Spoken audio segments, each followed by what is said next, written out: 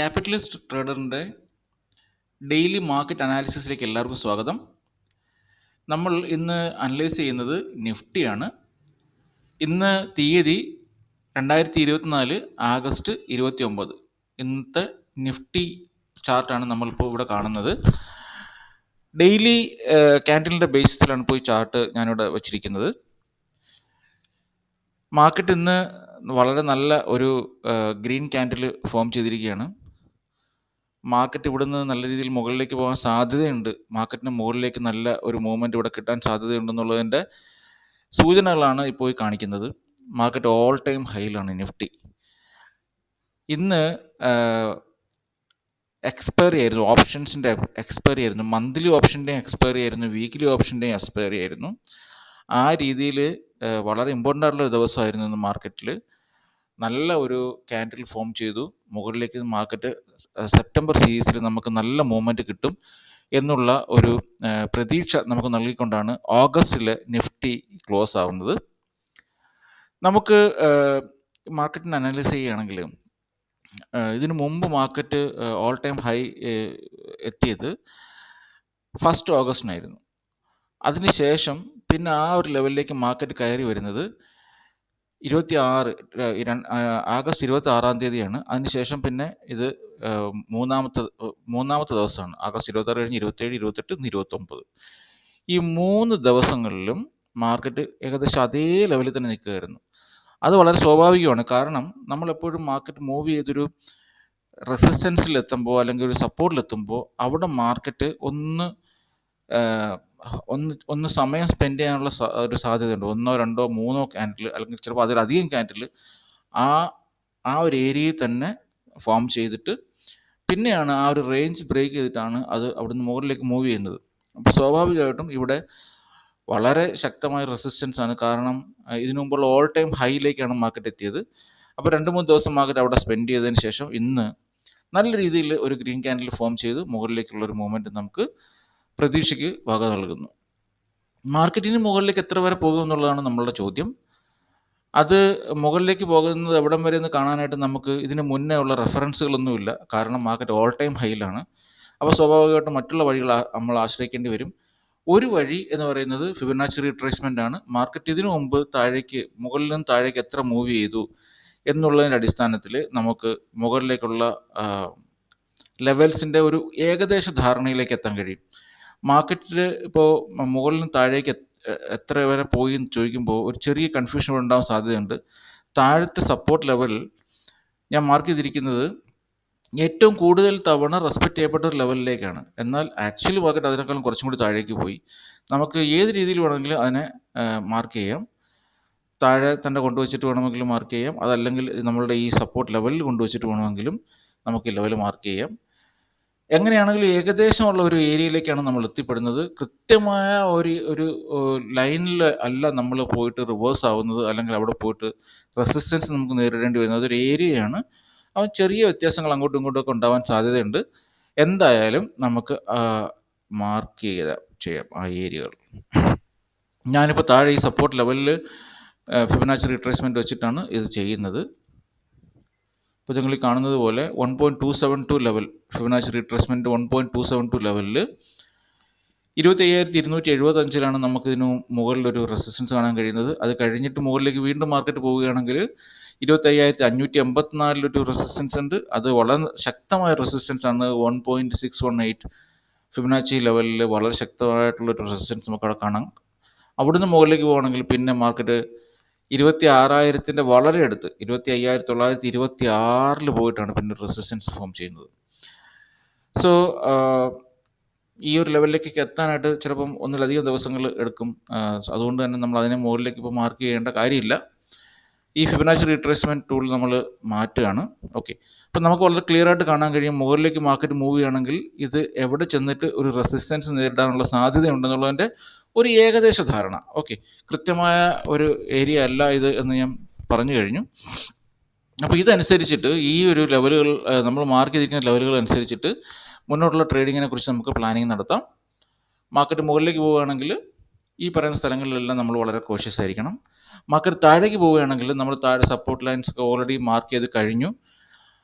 ആ ഏരിയയിലേക്ക് എത്തുമ്പോൾ, അതായത് ഇവിടുന്ന് മാർക്കറ്റ് താഴേക്ക് പോവുകയാണെങ്കിൽ സ്വാഭാവികമായിട്ടും 25,032 ക്രോസ് ചെയ്ത് മാർക്കറ്റ് താഴേക്ക് പോവുകയാണെങ്കിൽ പിന്നെ നമുക്കൊരു സപ്പോർട്ട് കിട്ടുന്നത് 24,774 അവിടുന്ന് താഴേക്ക് പോവുകയാണെങ്കിൽ നമുക്ക് 24,600 ഒരു ചെറിയൊരു ഹോൾഡ് ഉണ്ടാവാൻ സാധ്യതയുണ്ട്. പക്ഷെ അത് അത്ര ശക്തമല്ല. അവിടുന്ന് താഴേക്ക് പോയിട്ട് 24,396 വരെ പോകാനുള്ളൊരു സാധ്യത നമ്മളിവിടെ കാണുന്നുണ്ട്. ഓക്കെ, താഴേക്ക് പോവുകയാണെങ്കിൽ. പക്ഷേ മാർക്കറ്റിൻ്റെ ഇപ്പോഴത്തെ ഒരു അവസ്ഥയിൽ മാർക്കറ്റ് ഇവിടുന്ന് നല്ല രീതിയിൽ മുകളിലേക്ക് പോകാനാണ് സാധ്യത. ഇത് ഡെയിലി ക്യാൻഡിലിൻ്റെ ബേസിസിലുള്ളൊരു അനാലിസിസ് ആണ്. നമ്മൾ പൊസിഷണൽ ട്രേഡിംഗ് എടുക്കുമ്പോഴും ഷോർട്ട് ടേം ട്രേഡിംഗ് ചെയ്യുമ്പോഴും ഒക്കെ ഇങ്ങനെ ഡെയിലി ക്യാൻഡിൽ വെച്ച് അനലൈസ് ചെയ്യുന്നതാണ് എപ്പോഴും നല്ലത്. എന്നാൽ അതേസമയം ഡേ ട്രേഡിംഗ് ചെയ്യുകയാണെങ്കിൽ നമുക്ക് ഇത് പോരാ. ഇതിന് പകരം നമുക്ക് 15 മിനിറ്റിൻ്റെയോ അല്ലെങ്കിൽ 5 മിനിറ്റിൻ്റെ ക്യാൻഡിലിൻ്റെ ബേസിസിൽ മാർക്കറ്റിന് അനലൈസ് ചെയ്യേണ്ടി വരും. നമുക്കതൊന്ന് നോക്കാം. ഞാനിവിടെ 5 മിനിറ്റിൻ്റെ ചാർട്ട് ഓൾറെഡി വെച്ചിട്ടുണ്ട്. ഓക്കെ, ഇതാണ് 5 മിനിറ്റിൻ്റെ ബേസിസിലുള്ള നിഫ്റ്റിയുടെ ചാർട്ട്. ഇന്നത്തെ ദിവസമാണ് ഈ കാണുന്നത്. ഈ കാണുന്ന ഇമ്പോർട്ടൻ്റ് ആയിട്ടുള്ള എല്ലാ ലെവൽസും ഇന്നലത്തെ മാർക്കറ്റിൻ്റെ അടിസ്ഥാനത്തിൽ നമ്മൾ മാർക്ക് ചെയ്തതാണ്. ഇന്നലത്തെ മാർക്കറ്റിൻ്റെ 15 മിനിറ്റ്സ് ക്യാൻഡിലിൻ്റെ അടിസ്ഥാനത്തിൽ നമ്മൾ മാർക്ക് ചെയ്തതാണ് ഈ കാണുന്ന ലെവലുകൾ. അത് ഒന്നും കൂടി ഞാൻ കാണിച്ചു തരാം. 15 മിനിറ്റ്സ് ക്യാൻഡിൽസ് 28-ാം തീയതിയിലത്തെ ലെവൽസാണ്. താഴെ എവിടെ വരെ മാർക്കറ്റ് പോയോ അവിടെ ഞാൻ മാർക്ക് ചെയ്തു. മുകളിൽ മാക്സിമം സ്ഥലം ടച്ച് ചെയ്യുന്ന രീതിയിലാണ് നമ്മളത് മാർക്ക് ചെയ്തിരിക്കുന്നത്. ഇവിടെ അത് തന്നെ. അതുപോലെ മുകളിലേക്ക് വരുമ്പോൾ ഇവിടെ അത് തന്നെ. മുകളിലേക്ക് മാർക്കറ്റ് പോയി ഇവിടെയും നമ്മൾ ഒരു ലെവൽ മാർക്ക് ചെയ്തു. അതിന് മുകളിൽ ഞാൻ 2 ലൈൻസ് മാർക്ക് ചെയ്തിട്ടുണ്ട്. അത് നമ്മൾ അഗെയിൻ ഈ ഫിബൊനാച്ചി റീട്രേസ്മെൻറ്റ് ഉപയോഗിച്ചിട്ട് തന്നെ ചെയ്തതാണ്. ഇന്നലെ മാർക്കറ്റിൻ്റെ അവസാനത്തെ മൂവ്മെൻറ്റ് ഉണ്ടായത് ഈ ഒരു ഏരിയയിലാണ്. അപ്പോൾ അതിനെ നമ്മൾ റീട്രേസ് ചെയ്തു.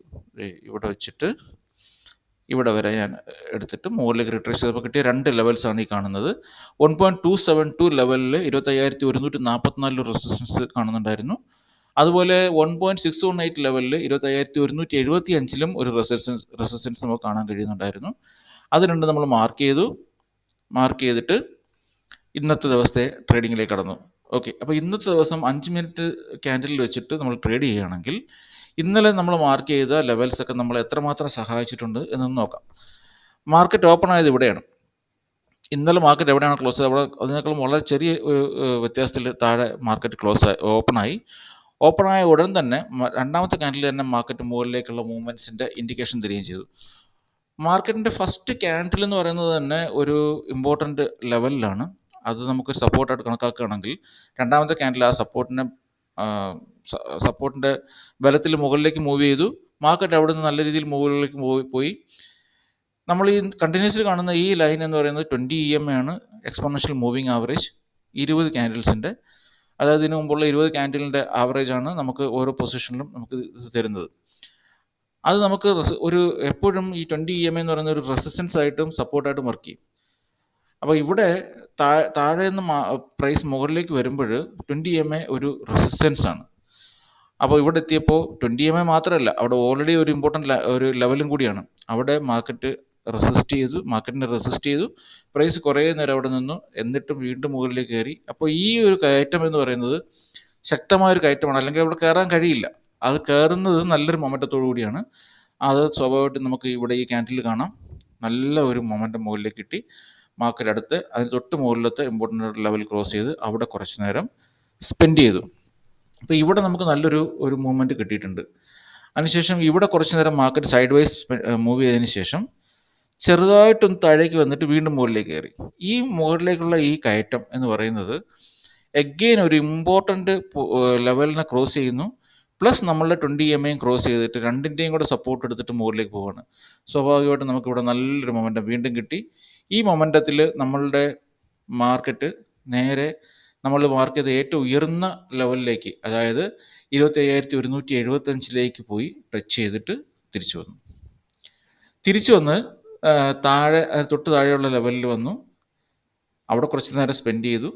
അത് ഒരു സപ്പോർട്ടാണ്. അപ്പോൾ അവിടുന്ന് താഴേക്ക് അത് പോയില്ല, അവിടെ സ്പെൻഡ് ചെയ്തു. അവിടുന്ന് കുറച്ച് കഴിഞ്ഞിട്ട് അത് വീണ്ടും ബ്രേക്ക് താഴേക്ക് വരുമ്പോൾ കാണുന്നത് എന്താണ്? അവിടെ 20 EMA കാത്തിരിക്കുന്നു സപ്പോർട്ടായിട്ട്. അപ്പോൾ അത് താഴേക്ക് വിട്ടില്ല. അവിടുന്ന് അത് വീണ്ടും അതിനെ മുകളിലേക്ക് പുഷ് ചെയ്തു. അവിടെ കുറച്ച് നേരം സ്പെൻഡ് ചെയ്തു. പക്ഷേ താഴേക്ക് നല്ല മൊമെൻറ്റം ഉണ്ട്. അപ്പം ഈ ഒരു ഏരിയയിൽ ഈ ഒരു ലെവലും റെസിസ്റ്റൻസ് ആയിട്ട് വർക്ക് ചെയ്യുന്നു. പ്ലസ് നമ്മളുടെ 20 MA ഇതിനെ 20 MA താഴേക്ക് ഇത് ക്രോസ് ചെയ്ത് കഴിഞ്ഞപ്പോൾ 20 MA ഇതിനെ ശക്തമായിട്ട് താഴേക്ക് പുഷ് ചെയ്യാൻ തുടങ്ങി. ഇത് വളരെ ശക്തമായ ഒരു ക്യാൻഡിൽ, ഒരു റെഡ് ക്യാൻഡിൽ ഫോം ചെയ്തു. വളരെ താഴേക്ക് പോയി മാർക്കറ്റ്. ഈ ഒരു ക്യാൻഡിലിൻ്റെ മൂവ്മെൻ്റ് എന്ന് പറഞ്ഞാൽ ഏകദേശം 127 പോയിൻ്റാണ് ഒരൊറ്റ ക്യാൻഡിൽ താഴേക്ക് കൊണ്ടുപോയത്. അത് നമ്മളുടെ 3-4 ഇമ്പോർട്ടൻ്റ് ആയിട്ടുള്ള ലെവലുകൾ ക്രോസ് ചെയ്ത് മാർക്കറ്റ് ഇന്ന് എവിടെയാണോ ഓപ്പൺ ആയത് ആ ലെവലും ക്രോസ് ചെയ്ത് താഴേക്ക് പോയി. പക്ഷേ അതൊരു ഇമ്പോർട്ടൻ്റ് ആയിട്ടുള്ള മാർക്കറ്റിൻ്റെ ഇന്നത്തെ ഓപ്പണിംഗ് എന്ന് പറയുന്നത് വളരെ ഇമ്പോർട്ടൻ്റ് ആയിട്ടുള്ള ലെവലായതുകൊണ്ട് അത് അവിടുന്ന് വളരെയധികം താഴേക്ക് പോയില്ല. വന്ന മൊമെൻറ്റത്തിൽ കുറച്ച് താഴേക്ക് പോയി. പക്ഷേ വീണ്ടും ഉടനെ തന്നെ അത് തിരിച്ച് കയറി കുറച്ച് നേരം ആ സ്ഥലത്ത് തന്നെ സ്പെൻഡ് ചെയ്തു. അതിനുശേഷം എത്ര ദൂരം താഴേക്ക് പോയോ അത്രയും പോയിന്റ്സ്, അതിനേക്കാളും കൂടുതൽ പോയിന്റ്സ് എന്ന് വേണമെങ്കിൽ പറയാം, അത് തിരിച്ച് മുകളിലേക്ക് കയറി. അതായത് വെറും 15 മിനിറ്റ് കൊണ്ട് ഈ താഴേക്കുള്ള ഫോൾ മുഴുവനായിട്ട് അത് റിട്രേസ് ചെയ്ത് മുകളിലേക്ക് കയറിയിട്ട് നമ്മൾ ഇന്നലെ മാർക്ക് ചെയ്ത ഉയർന്ന റെസിസ്റ്റൻസ് ആയ 25,175 ക്രോസ് ചെയ്ത് ഏകദേശം 25,200 ഏകദേശം 93 വരെയൊക്കെ വന്നിട്ട് മാർക്കറ്റ് കുറച്ചും കൂടി താഴേക്ക് പിന്നെ പോയിട്ട് അവിടെ ക്ലോസ് ആവുകയാണ് ഉണ്ടായത്. മാർക്കറ്റ് 2 മണി കഴിഞ്ഞിട്ട് വളരെ വോളറ്റൈലായിരുന്നു. ഇങ്ങനെയുള്ള മാർക്കറ്റിൽ വളരെ ബുദ്ധിമുട്ടാണ് ട്രേഡ് ചെയ്യാൻ. കാരണം ഇത്രയും വലിയ ക്യാൻഡിൽസ് ഫോം ചെയ്യുമ്പോൾ നമുക്ക് ഡേ ട്രേഡിങ്ങിൽ അതിനെ ക്യാപ്ചർ ചെയ്യുക എന്ന് പറയുന്നത് വളരെ ഡിഫിക്കൽട്ടാണ്. അതിൻ്റെ ആ ക്യാൻഡിലിൻ്റെ മൂവ്മെൻറ്റിൻ്റെ പകുതിക്ക് നമ്മൾ അതിനകത്ത് എൻ്റർ ചെയ്യുകയാണെങ്കിൽ നമുക്ക് ചിലപ്പോൾ വളരെ ശക്തമായ തിരിച്ചടി ഉണ്ടാവാൻ സാധ്യതയുണ്ട്. അതുകൊണ്ട് ഇങ്ങനെയുള്ള ക്യാൻഡിൽസ് ഫോം ചെയ്യുമ്പോൾ അതിൻ്റെ തുടക്കത്തിൽ തന്നെ നമുക്കവിടെ അതിലേക്ക് എൻ്റർ ചെയ്യാൻ കഴിയുകയാണെങ്കിൽ വളരെ നല്ലത്. അതല്ലെങ്കിൽ നമ്മൾ തൽക്കാലത്തേക്ക് മാറി നിൽക്കുന്നതായിരിക്കും ബുദ്ധി. അതുപോലെ തന്നെ തിരിച്ച് കയറുമ്പോഴും ഇവിടെയും 2-3 ക്യാൻഡിൽ വളരെ ശക്തമായ വലിയ ക്യാൻഡിലുകളാണ്. അതിന് താഴെ നമുക്ക് അതിൻ്റെ മുകളിലേക്കുള്ള മൂവ്മെൻറ്റ് ഐഡൻറ്റിഫൈ ചെയ്യാനും ക്യാപ്ചർ ചെയ്യാനും കഴിയുകയാണെങ്കിൽ മാത്രം അതിലേക്ക് കയറുക. പക്ഷെ അതിൻ്റെ ഈ മൂവ്മെൻറ്റ് നടുക്ക് വെച്ചിട്ട് അതിലേക്ക് കയറാൻ ശ്രമിക്കാതിരിക്കുക. കാരണം ഈ 5 മിനിറ്റ് ക്യാൻഡിൽ നമുക്കിവിടെ ഒരു വലിയൊരു ഗ്രീൻ ക്യാൻഡിലായിട്ട് കാണുന്നുണ്ടെങ്കിലും അതിൻ്റെ 5 മിനിറ്റിനുള്ളിൽ പലതവണ മുകളിലേക്കും താഴേക്കും പോയിട്ടുണ്ടാകും. നമ്മൾ കയറുമ്പോൾ ചിലപ്പോൾ നമ്മളുടെ സ്റ്റോപ്പ് ലോസ് നമ്മൾ വെക്കുന്നത് ചിലപ്പം 10 പോയിൻ്റ് അല്ലെങ്കിൽ 15 പോയിൻ്റ് താഴെ ആയിരിക്കും. അവിടെ വന്നത് നമ്മളുടെ സ്റ്റോപ്പ് ലോസിനെ ഹിറ്റ് ചെയ്തിട്ട് തിരിച്ച് വീണ്ടും മുകളിലേക്ക് പോയെന്ന് വരാം ഈ 5 മിനിറ്റിനുള്ളിൽ തന്നെ. അപ്പോൾ അതുകൊണ്ട് ഒരിക്കലും ആ ഒരു റിസ്ക് എടുക്കാൻ നമ്മൾ തയ്യാറാവരുത്. ഓക്കെ, എപ്പോഴും നമുക്ക് നമ്മളുടെ കംഫർട്ടിൽ ക്യാപ്ചർ ചെയ്യാൻ പറ്റുന്ന ട്രേഡ് മാത്രം ക്യാപ്ചർ ചെയ്യുക, അല്ലാതുള്ളതിനെ വിട്ടുകളയുക, മാറി നിൽക്കുക.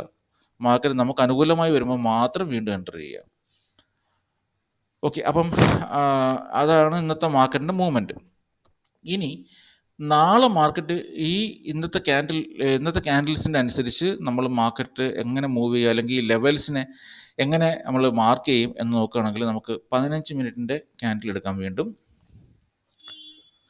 എന്നിട്ട് ഈ ലെവൽസിനെ ഒന്ന് റീഅറേഞ്ച് ചെയ്യാം. ഇപ്പോൾ ഇവിടെ കാര്യമായ റീഅറേഞ്ച്മെൻ്റ് കാര്യമില്ല. പക്ഷേ ഇത് ഇത്തിരി താഴേക്ക് മൂവ് ആയിട്ടുണ്ട്. നമുക്ക് വേണമെങ്കിൽ ഈ ഒരു ലെവലിൽ ഇതിനെ വേണമെങ്കിൽ നമുക്ക് കംപ്ലീറ്റ്ലി ഇപ്പം വേണമെങ്കിൽ മാറ്റാം, വേണ്ടെന്ന് വെക്കാം. കാരണം പലതവണ ആ ഒരു ലെവലിനെ ബ്രേക്ക് ചെയ്തിട്ടുണ്ട്. പകരം ഇതിനെ കുറച്ച് മുകളിലേക്ക് ഇങ്ങനെ നീക്കി വെച്ചാൽ മതി. ഇവിടെയാണ് ഒരു ലെവൽ വരുന്നത്. ഈ ലെവലിനെ വേണമെങ്കിൽ നമുക്ക് അവോയ്ഡ് ചെയ്യാം. ഇത് കുറച്ചും കൂടി താഴേക്ക് മൂവ് ആയിട്ടുണ്ട്, ഏകദേശം ഇവിടേക്ക് വരും. ഓക്കെ, ഇത് നമുക്ക് കുറച്ച് മുകളിലേക്ക് കയറ്റി വെക്കാം. ഇങ്ങനെ ഒരു രീതിയിലാണ് ഇപ്പോൾ നിൽക്കുന്നത്. ഈ അവസാനത്തെ ഒരു മൂവ്മെൻറ്റ് നോക്കുകയാണെങ്കിൽ ഇതാണ് ശരിക്കും ഈ ഒരു ഏരിയയിലാണ് ഇതിൻ്റെ മൂവ്മെൻറ്റ് ഉണ്ടായിരിക്കുന്നത്. നമുക്കതിനൊന്ന് ഒന്ന് റീട്രേസ് ചെയ്ത് നോക്കാം. ഓക്കെ, അതായത് മാർക്കറ്റ് മുകളിലെത്തി, അത് താഴേക്ക് വന്നു, അവിടുന്ന് വീണ്ടും മുകളിലേക്ക് വരാൻ നോക്കുകയാണ്. ഈ മുകളിലേക്കുള്ള മൂവ്മെൻറ്റ് അത് കണ്ടിന്യൂ ചെയ്യുകയാണെങ്കിൽ അവിടെ വരെ പോകും എന്നുള്ളതാണ് നമ്മളുടെ ചോദ്യം. നമുക്കത് റീട്രേസ് ചെയ്യാം.